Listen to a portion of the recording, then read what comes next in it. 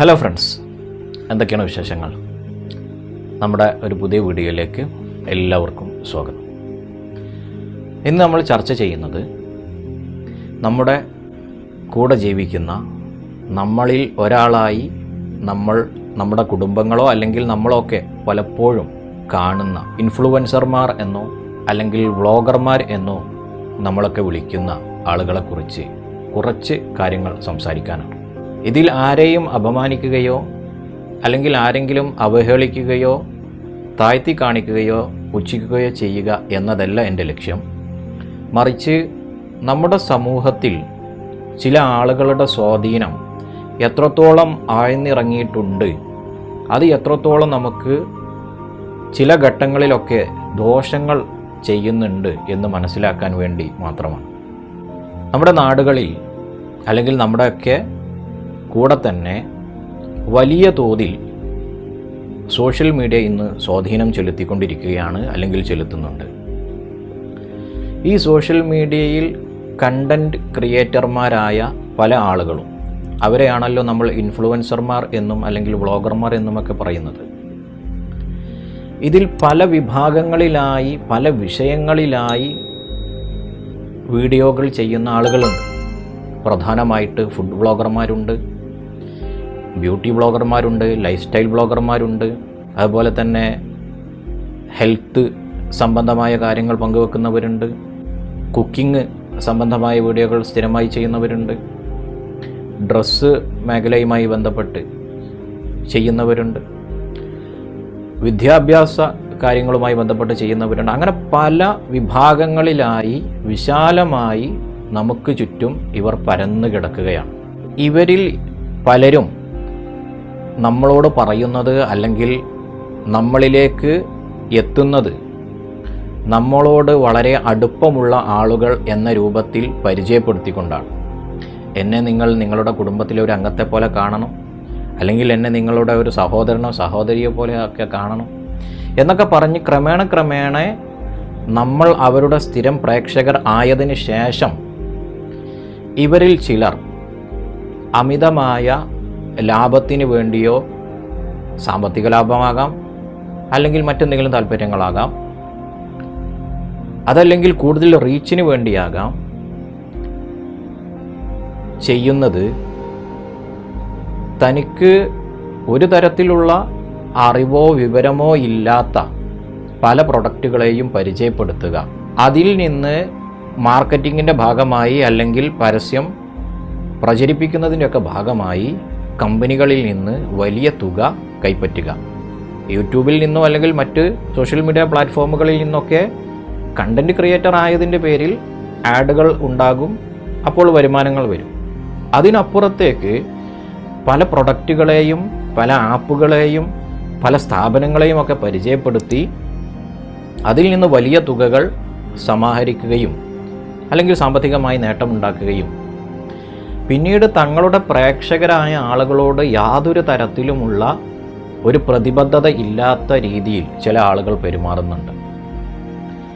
ഇവരുടെ ലക്ഷ്യം സാമ്പത്തികം മാത്രമാണ് എന്ന് പറയാൻ ഞാൻ ആഗ്രഹിക്കുന്നു.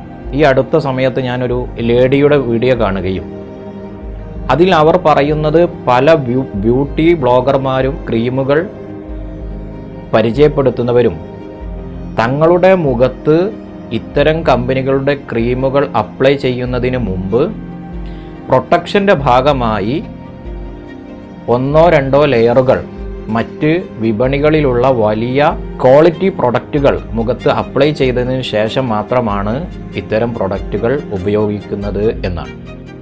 നമ്മളിലേക്ക് ഈ പ്രൊഡക്റ്റുകൾ പരിചയപ്പെടുത്തുന്ന ഇത്തരക്കാർ ചെയ്യുന്ന ഒരു പ്രവൃത്തിയെക്കുറിച്ചാണ് ഞാൻ ഈ സൂചിപ്പിച്ചത്. നമ്മളിലേക്ക് പല പ്രൊഡക്റ്റുകളെയും പരിചയപ്പെടുത്തുകയും യാതൊരു സാമൂഹിക പ്രതിബദ്ധതയുമില്ലാതെ ആ പരസ്യത്തിൽ നിന്ന് വലിയ വരുമാനങ്ങൾ ഉണ്ടാക്കുകയും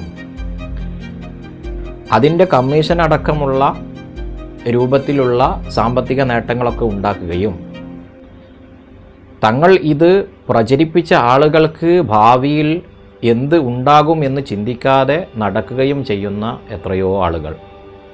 അവർ വിദേശത്ത് ടൂറിലാണ്, അല്ലെങ്കിൽ അവർ മറ്റ് വിദേശ രാജ്യങ്ങളിൽ സെറ്റിൽ ചെയ്തിരിക്കുകയാണ്.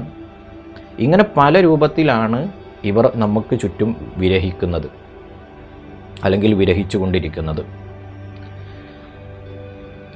നമ്മളൊരു ബ്ലോഗർ ആകുമ്പോൾ അല്ലെങ്കിൽ നമ്മളൊരു ഇൻഫ്ലുവൻസർ ആകുമ്പോൾ തീർച്ചയായും പ്രാഥമികമായി നമുക്കുണ്ടാകേണ്ട ഒരു ബോധം, ഞാനടക്കം അല്ലെങ്കിൽ നമ്മൾ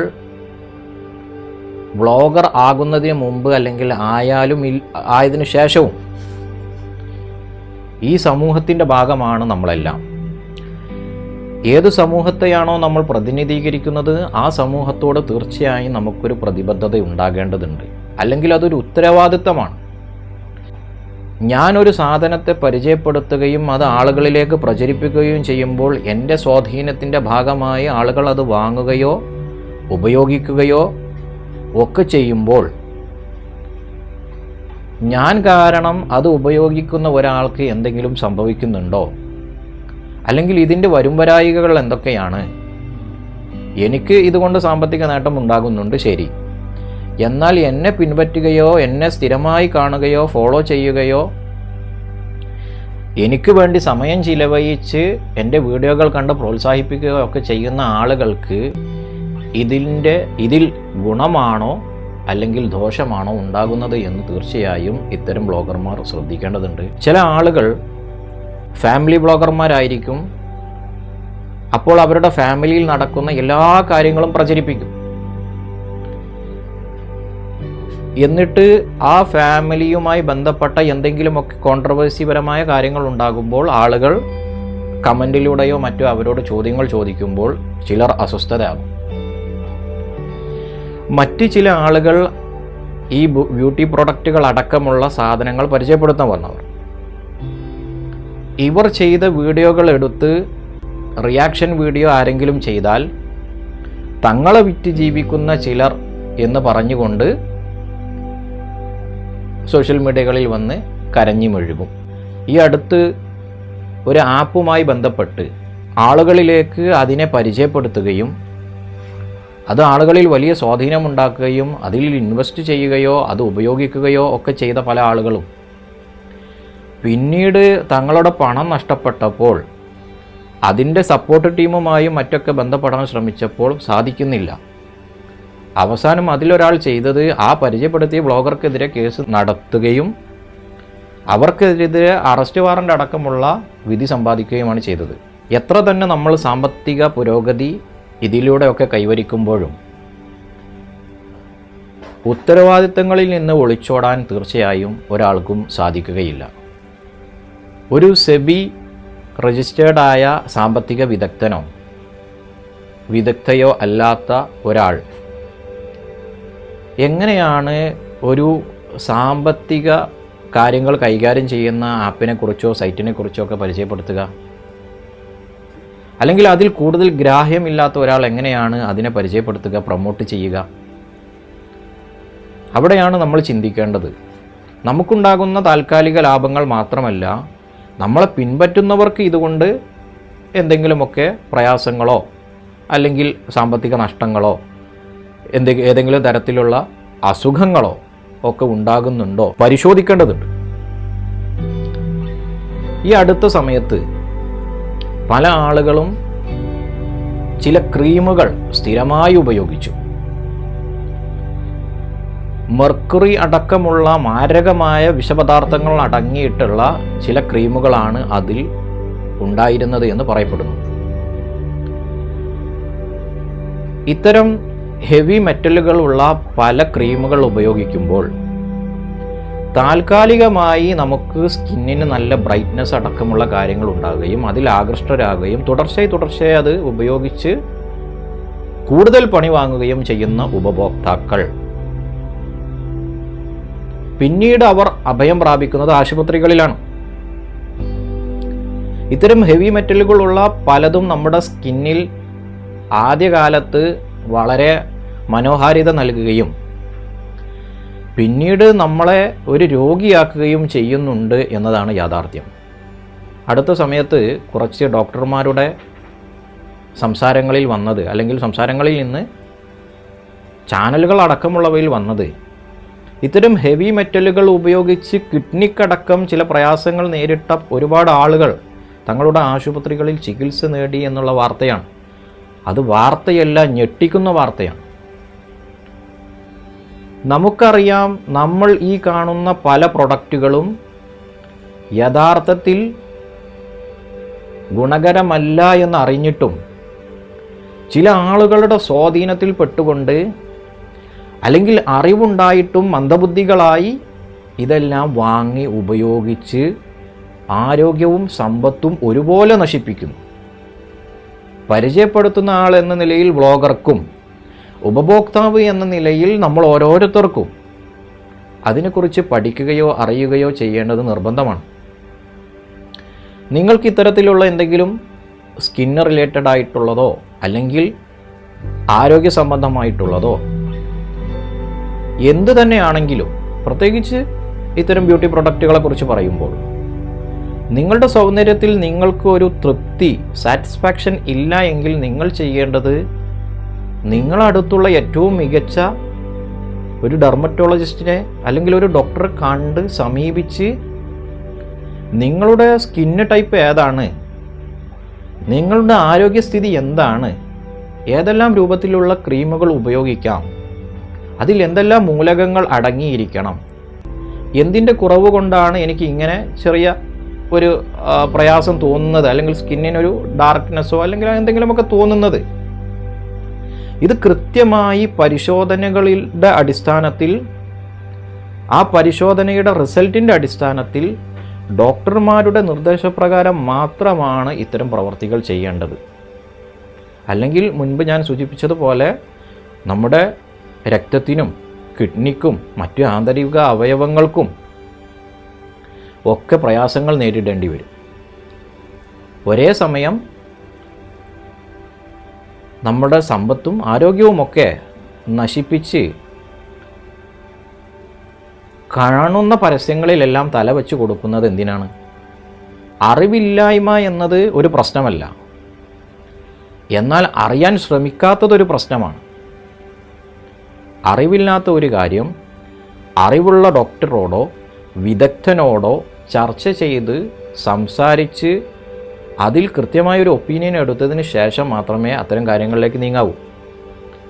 നിങ്ങളൊരു ഇൻവെസ്റ്റ്മെൻറ്റിന് ആഗ്രഹിക്കുന്നെങ്കിൽ, നിങ്ങളൊരു ഓൺലൈൻ അടക്കമുള്ള പ്ലാറ്റ്ഫോമുകളിൽ ഒരു പഠനം ആഗ്രഹിക്കുന്നതെങ്കിൽ, നിങ്ങൾ എന്തിനെക്കുറിച്ചാണോ ചെയ്യാൻ പോകുന്നത് അതിനെക്കുറിച്ച് ആരാണോ നിങ്ങൾക്ക് ഏറ്റവും അടുത്ത് ലഭ്യമായ വിദഗ്ധൻ, അയാളെ സമീപിക്കണം, അയാളോട് കാര്യങ്ങൾ സംസാരിക്കണം. ഏത് വഴിയിലൂടെ ഞാൻ ഇതിന് സമീപിക്കണം, അല്ലെങ്കിൽ ഏതാണ് ഇതിൽ മികച്ചത്.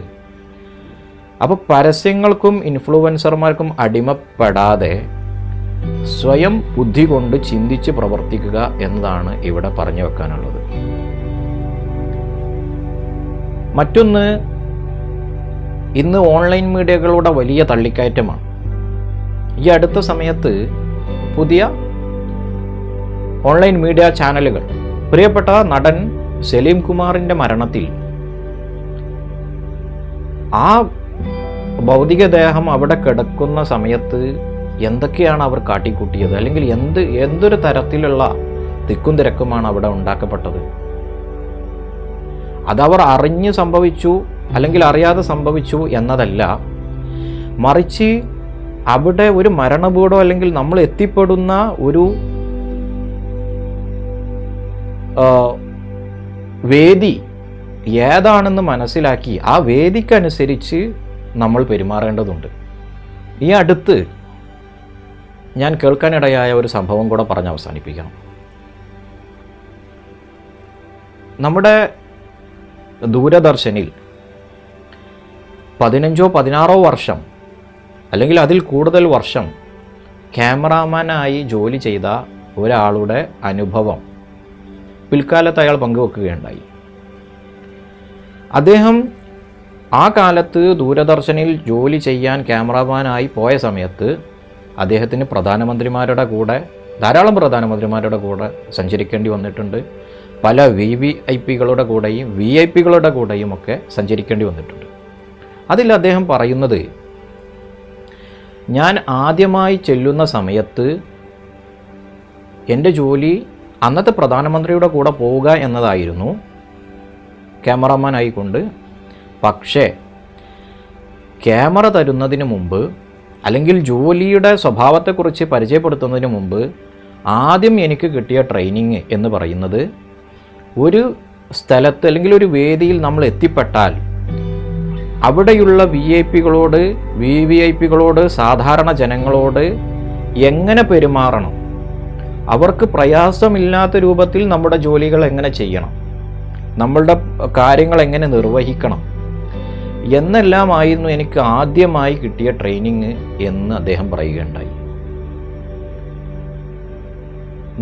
നമ്മുടെ ആളുകൾക്കിടയിൽ ആദ്യം ഞാൻ എന്ന ചിന്തകൾക്കപ്പുറം യാതൊരു സാമൂഹ്യ ബോധവും ഇല്ലാത്ത അല്ലെങ്കിൽ ശ്രദ്ധയില്ലാതെ ഒരുപക്ഷെ മറന്നു പോകുന്നതാകാം, അല്ലെങ്കിൽ പെട്ടെന്ന് ചില ത്വര എന്നൊക്കെ നമ്മൾ പറയുന്നത് പോലെ ചില ത്വരകൾ കാരണം പലതും വിസ്മൃതിയിലാകുകയാണ് അല്ലെങ്കിൽ മറക്കപ്പെടുകയാണ്. ഏതൊരു സാഹചര്യത്തിൽ എങ്ങനെ പെരുമാറണം എന്ന് ആദ്യം മനസ്സിലാക്കിയിട്ട് വേണം നമ്മളൊക്കെ ഇത്തരം മേഖലകളിലേക്ക്, ഇത്തരം പ്രവൃത്തികളിലേക്കൊക്കെ ഇറങ്ങാൻ.